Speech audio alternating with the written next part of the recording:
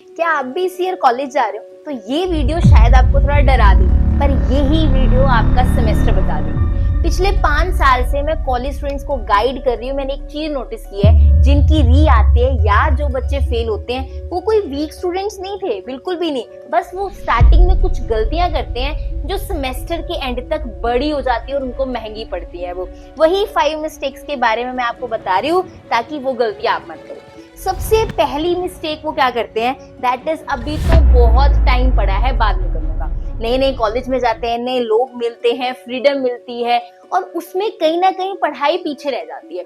फिर होता क्या है, इंटरनल्स आ जाते हैं, असाइनमेंट्स आ जाती हैं और धीरे धीरे सेमेस्टर का सिलेबस होने लगता है और हम कहीं ना कहीं अभी वेट ही कर रहे होते हैं, अभी कर लेंगे, ऐसे पीछे रह जाएंगे। आपने ऐसा नहीं करना। जिन स्टूडेंट्स ने मेरी बात मान के ये पैटर्न फॉलो किया, उनके अच्छे मार्क्स आए हैं। पैटर्न इज कि आपको 2 सब्जेक्ट रोज की करने ही करने हैं। 2 सब्जेक्ट ऐसे नहीं कि कोई भी टफ इजी नहीं, एक प्रैक्टिकल सब्जेक्ट उठाना है और एक थ्योरी का। बस अगर आप 2 सब्जेक्ट्स रोज के कर रहे हो स्टार्टिंग से ही, तो एग्जाम के एंड तक आपको स्ट्रेस बहुत कम रहेगा। बाकी स्टूडेंट्स को आप देख रहे हो कि प्रेशर में है, लेकिन अगर स्टार्टिंग से आप पढ़ रहे हो तो आपको एग्जाम टाइम में प्रेशर नहीं आने वाला। आपको मैक्सिमम 60 टू 90 मिनट्स लगेंगे रोज के 2 सब्जेक्ट्स करने में, लेकिन आपके सिलेबस कैसे हो जाएगा सेमेस्टर के साथ आपको पता भी नहीं लगेगा, लास्ट में प्रेशर नहीं आएगा। सेकेंड मिस्टेक जो स्टूडेंट्स करते हैं, दैट इज स्कूल की तरह पढ़ते हैं कॉलेज में, कि सारे जितने स्कूल में क्या होता था, जितने चैप्टर बुक में होते थे वो सारे पढ़ते थे। कॉलेज में ऐसा नहीं होता। कॉलेज में पैटर्न देखो, कितनी चॉइसेस हैं, प्रीवियस ईयर क्वेश्चंस देखो, ऐसी बुकलेट्स मिल जाती हैं, सारी चीजें देखो पहले, कितनी चॉइस है, हर यूनिट में कितने क्वेश्चन करने हैं। तो अगर यूनिट वाइज इतनी चॉइसेस है कि 2 क्वेश्चन में से एक ही क्वेश्चन करना होता है पेपर में जाके, तो उस यूनिट के सारे चैप्टर्स क्यों कर रहे हो? सिलेबस में ऐसे होता है, एक यूनिट में 5 चैप्टर और पेपर में उस यूनिट में से 2 क्वेश्चन आएंगे, आपको एक ही करना है। तो जब 2 में से एक ही चैप्टर करना है तो 5 के 5 चैप्टर क्यों करके जाओगे उस यूनिट के? स्मार्ट स्टूडेंट्स पहले पैटर्न को समझते हैं, सिलेबस को समझते हैं, चॉइसेस को समझते हैं, प्रीवियस ईयर क्वेश्चन के इंपॉर्टेंट चीजें देखते हैं, फिर अटैक करते हैं और इंपॉर्टेंट चीजों पे जान डाल के अच्छे से पढ़ते हैं, फिर मार्क्स आते हैं। तो जितनी मेहनत आप सारा सिलेबस करने में करोगे, उतनी थोड़ी सी कम मेहनत में आप फुल मार्क्स ले सकते हो, अगर smart choice say that is selection करते हो चैप्टर्स की। आपको टीचर्स हेल्प करते हैं, आपको आपके सीनियर्स हेल्प करते हैं, चैप्टर सिलेक्ट करने में आपको दिक्कत नहीं आती है। मैथ्स स्टैट्स के लिए मैं हूं यहाँ पर। आपको मैथ्स स्टैट्स के कौन से चैप्टर करने चाहिए, कौन से नहीं, वो मैं आपके साथ व्हाट्सएप पे या टेलीग्राम पे कनेक्टेड रहती हूँ, साथ साथ बताती रहती हूँ। थर्ड चीज जो बच्चे गलती करते हैं, दैट इज वो नोट्स, बुक्स और जो भी आपका मटेरियल होता है उसे अरेंज करने में बहुत टाइम लगा देते हैं कि ठीक है नहीं मिल रहा, मैं बाद में ले लूंगा। नहीं, बुक्स बहुत इजीली मिल जाती हैं। ये सारी आप लोगों की ही बुक्स है। अब नया सेमेस्टर शुरू होने वाला है, मैं अरेंज कर रही हूँ, तो मैं बता रही थी आपको बुक्स कैसे अरेंज करनी है।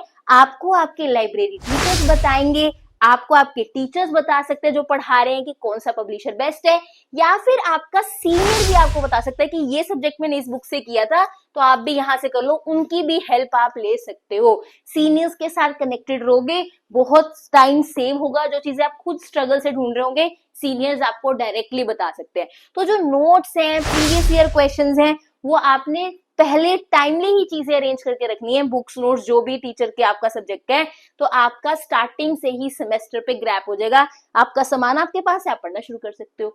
नेक्स्ट मिस्टेक जो बच्चे करते हैं, दैट इज अगर कॉलेज टीचर का समझ नहीं आ रहा तो वहीं पर दैट इज ठीक है, देखा जाएगा, एग्जाम के टाइम पर देख लेंगे। ये गलती नहीं करनी, कॉलेज टीचर्स पे डिपेंडेंट नहीं रहना। देखो सबका अलग अलग होता है, किसी को कैसे समझ आता है, किसी को कैसे।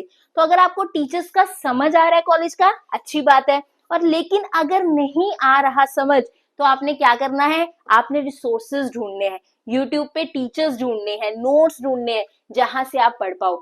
आपकी रिस्पॉन्सिबिलिटी आप खुद हो, कोई आपके पीछे नहीं भागने वाला। तो सीनियर से भी चैनल पूछ सकते हो, नहीं तो एक लिंक नीचे डिस्क्रिप्शन में दे रही हूँ, जहां पे चैप्टर्स नहीं, सॉरी, जहां पे सब्जेक्ट वाइज मैंने दैट इज टीचर्स बताए हुए हैं, वहां से आप लिस्ट बनाकर भी अपना सेमेस्टर सॉर्टेड कर सकते हो। Last but note the list, fifth mistake ये है कि स्टूडेंट्स का फ्रेंड सर्कल अच्छे से डिसाइड ना करना।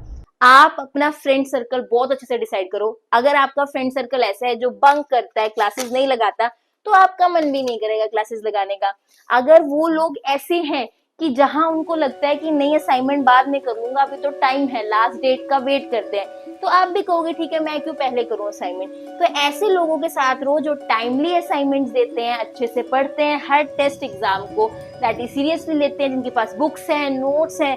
इसको सेल्फिश होना नहीं कहते, इसको कहते हैं सेल्फ अवेयर होना। देखो एट द एंड आपको अकेले बैठ के पेपर देना है। जो बंक करवा रहे हैं, जो असाइनमेंट्स आपकी लेट करवा रहे हैं, वो आपके साथ बैठ के वहां पे शीट पे नहीं लिख रहे होंगे, आपने अपनी शीट पे लिखना है, आपने अपना करियर बनाना है। तो आपको हल्का सा अपना ध्यान रखना पड़ेगा कि ऐसे लोगों के बीच में रहो जो एक्चुअल में करियर को लेके सीरियस हैं, ताकि आप भी सीरियसली अच्छे से पढ़ पाओ और अपना ये कॉलेज का टाइम खराब मत करो। इसको हम अंडर एस्टिमेट करते हैं कि क्या हुआ, फ्रेंड्स ही तो है, कॉलेज लाइफ एंजॉय तो करनी है।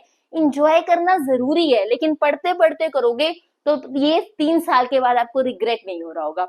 अच्छा एक चीज और, जब आप कॉलेज जाओगे थोड़ा सा ऑकवर्ड लगेगा, लेकिन 15-20 दिन के अंदर आप फेमिलियर हो जाओगे।